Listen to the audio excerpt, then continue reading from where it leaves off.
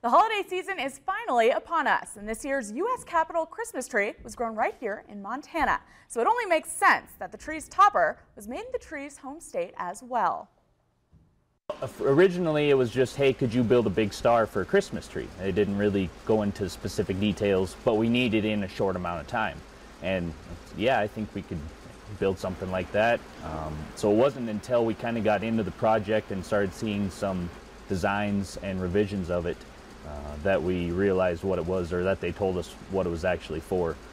When Brad Brenteson, the owner of Split Mountain Metals in Belgrade, was approached by Washington corporations to build a star, he never imagined it would soon top the U.S. Capitol Christmas tree in Washington, D.C.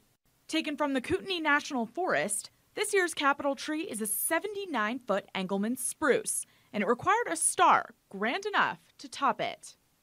We originally first started thinking on design size. We didn't really know how big would be appropriate for that size of tree, so it took a little bit of figuring to see what would be sufficient to be 80 feet up in the air and still be visible.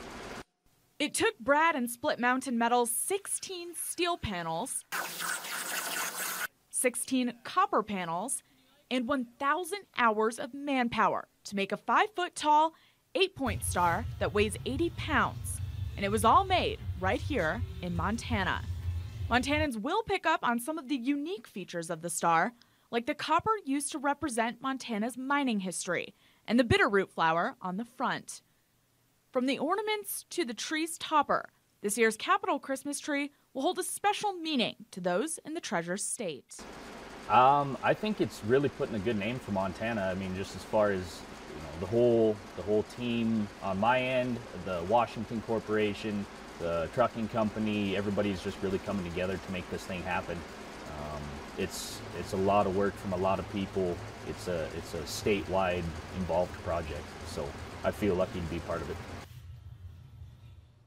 This is the first time that the tree's star comes from the same state that supplies the tree. The star will be stopping in Butte tomorrow at 600 Shield Street from 4 to 6 p.m. Fire has